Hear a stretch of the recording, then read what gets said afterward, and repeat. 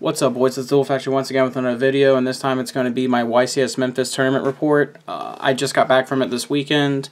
I didn't do too well in the main event. I had a little success in the side events after I changed Payout from the main event, but this is going to be the finished product that I showed that I played for the entire event. I actually had a lot of fun with it. I actually picked up a lot of cool stuff.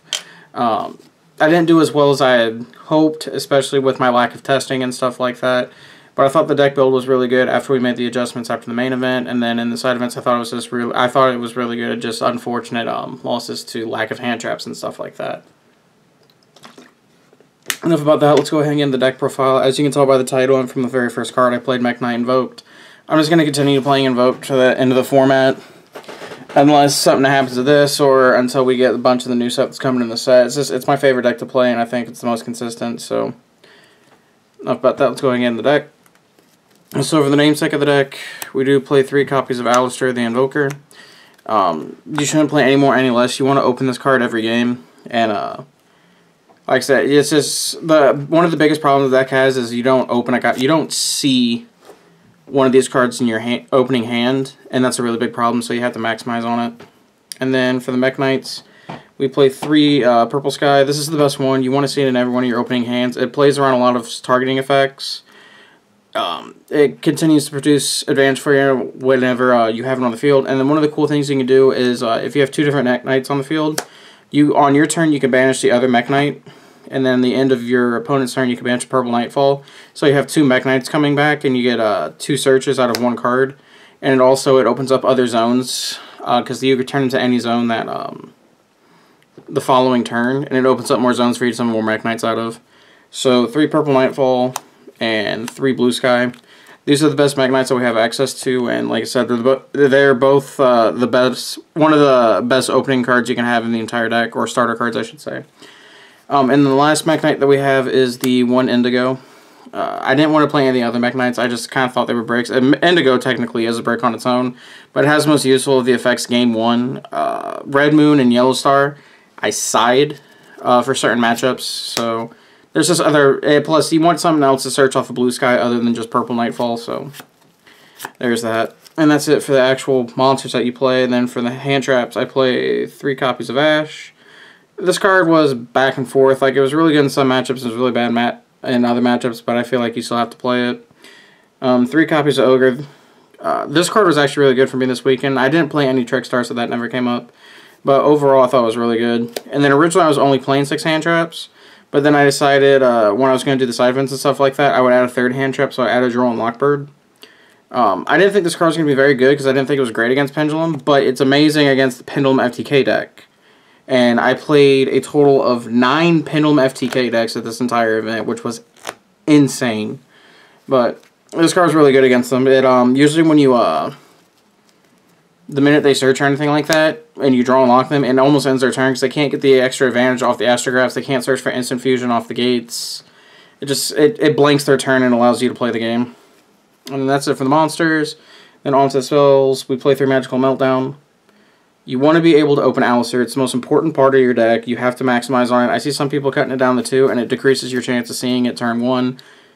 It doesn't make sense to me. I understand that you can't set it to summon a Mekk-Knight, but you want to be able to see it, so I absolutely think you should play 3. And along with that theory, you play 3 Terraforming. Like I said, so you have 9 Alistairs you can open potentially. So chances are you're probably going to see it, but there are times that you don't. So there's that. One thing I do hate about the deck, but I think it's necessary, is 3 Invocation. So drawing this card without Alistair is terrible. But what's even worse is when you do open Alistair and your opponent ashes you and you don't have a way to get the Invocation, you want to be able to at least hard draw it, especially since you're playing 3 Desires. There are a lot of times that my opponent would ash me, and then I would have the Pot of Desires at the following play, and I would draw into it, and I would still be able to go off with my plays.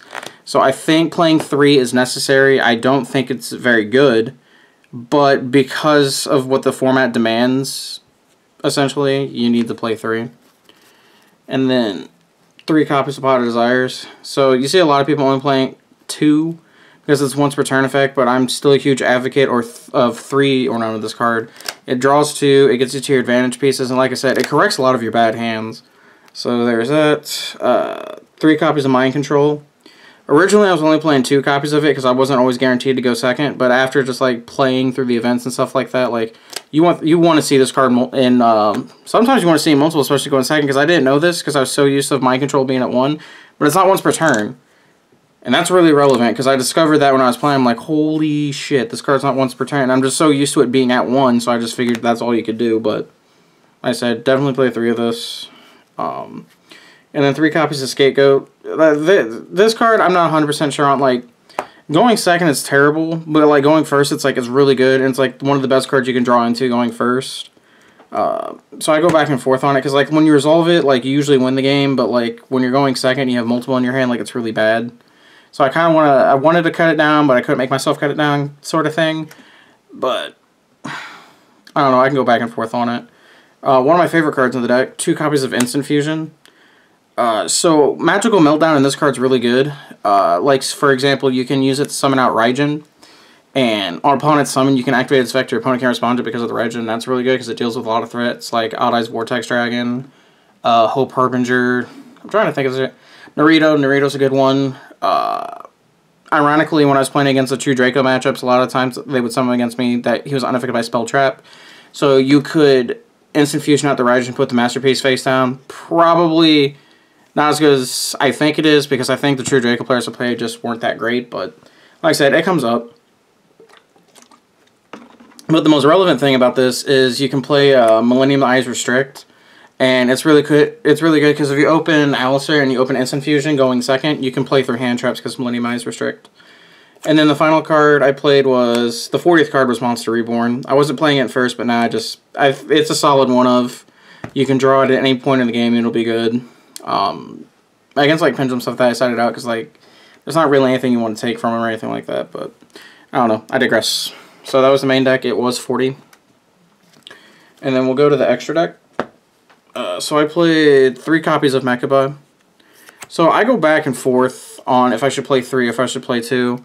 At first I thought I should only play 2 because I was never going to 3, but then like we tested till like 4:30 in the morning for the event. Me, Aldo, DeBless and Wilson, and some other guys. We tested till like 4:30 in the morning and stuff like that. And some games 3 would come up, some of them wouldn't come up. But I thought it was relevant enough that you should play 3.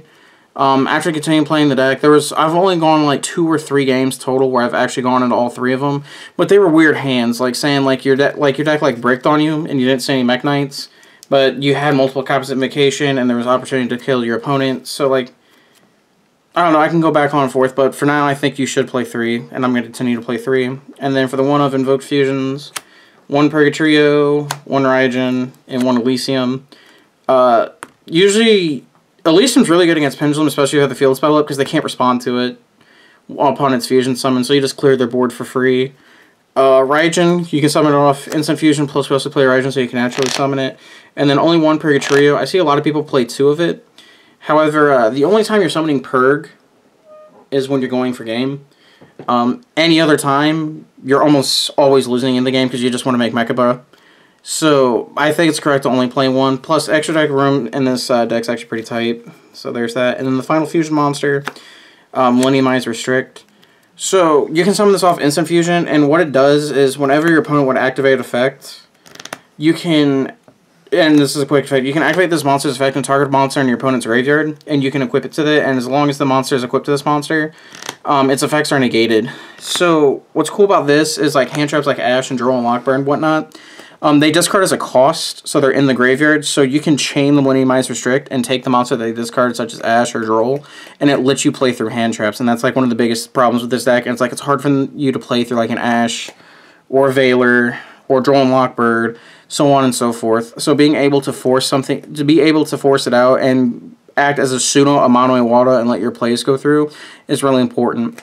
Plus, it's level 1, so you can link it off for Link Rainbow, and if nothing else, if you don't want to do the Link Rainbow, you have multiple. You can make, like, Decode Talkers and Underclock Takers and stuff like that, so I thought that was really cool. So, that is the fusions. Onto the Link monsters. We play 1 Link Spider and 1 Link Karibo. These are mainly for Scapegoat, and also it allows you to make Staryuja really easy. So, there are those. For the Link 2s, I play 1 Proxy Dragon. Alistair plus any fusion is a light monster that makes Mekk-Knight in case you didn't have it. Plus, it's the only generic thing, too, that doesn't take effect monsters, so keep that in mind. I actually played 2 Underclock Taker. A lot of people, especially in the matches that were like, you're in a position where you're like grinding out your opponent, a lot of people didn't see the second Underclock Taker coming, and it actually really comes up. Because once they burn through the first one, you don't really have a generic tree that you want to go into that actually gives you more zones to play with. So when you see the second one, it makes your grind games a lot better. Plus, it lets you OTK through monsters with Purg, so I thought that was really cool. Only threat plays Decode Talker. I was going to play Ningirsu, but I couldn't find the room for it, and I didn't really miss it. So, and this is also really good against True Draco. So, the 1. And then 2 Link 4s. Saryuja and Borload. Borload still games, and Saryuja corrects almost all your bad hands. Like, against 60-card Infernoid, Lair Infernoid, I made this card and drew into Lancia Ash, and like my opponent couldn't beat me, so card's super sacky. And then for the side deck for this event, it went through a lot of changes, but this is what ultimately I ended up settling on. So 3 copies of Lancia. This card's really good against Mirror, and it's also inherently good against 60-card deck because they can't Fairy Tail Snow you, and then, like I said, it also protects you from evenly match when you're forced to go first and you have to play some of your side deck, like your back row cards that you sided and everything like that. So I thought this card's really good. It's really good in the Mirror too, and it's a light monster, so you can use it to make Mekka-Ba.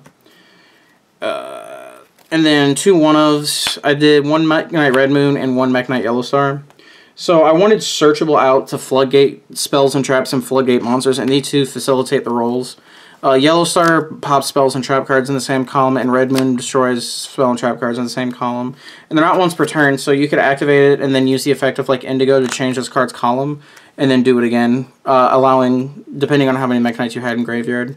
But I thought it was really cool. I had search out to give floodgate monsters, or sorry, floodgate spells and traps, and floodgate spells and monsters. 3 Cosmic Cyclone. This card was okay at best.